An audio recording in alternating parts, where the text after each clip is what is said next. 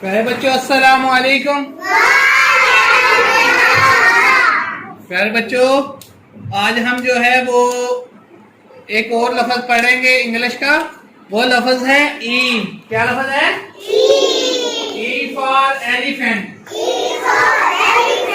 हाथी आप देखते हैं ना, हाथी को एलिफेंट कहते हैं इंग्लिश में। E for elephant. और ई फॉर ईगल भी होता है। ई फॉर ईगल जो उड़ता है ना, ईगल वो भी होता है। E for eagle. और ई फॉर एग भी होता है। ई फॉर एग जो अंडा आप सुबह खाते हैं वो ई फॉर एग है। क्या है? चले शाबाश, लिखते हैं सारे बच्चे, ध्यान इधर करें। ई लिखते हुए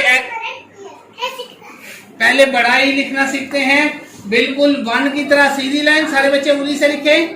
फिरजा उंगली से लिखे बेटा। ये बिल्कुल सीधा वन की तरह लिखना है। शाबाश, देखे जरा,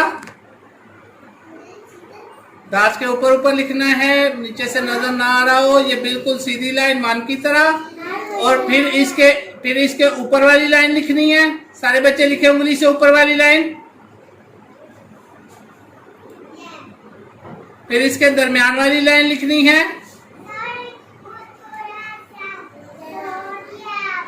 शाबाश, देखे जरा, शाबाश। ये नीचे वाली लाइन लगा दी तो ई फॉर एग। सारे बच्चे देखे, पहले सीधी लाइन, पहले वन की तरह सीधी लाइन, फिर ऊपर वाली लाइन, फिर दरमियान वाली लाइन, फिर नीचे वाली लाइन। और इसी तरह जब छोटा ई लिखना है तो इधर से शुरू करना है, इस तरफ से। यहाँ से नीचे वाली साइड पहले लिखनी है, फिर आगे लेके जाना है, फिर यहाँ से ऊपर की तरफ गोल करना है। ऊपर की तरफ गोल करके डार्स के ऊपर ऊपर करके लिखना है। डार्स के ऊपर ऊपर लिख के गोल करके फिर नीचे लेके आना है। और फिर सी की तरह गोल करना है। किसकी तरह गोल करना है? जब हम सी की तरह गोल करेंगे तो ये बन जाएगा छोटा ई। क्या बन जाएगा?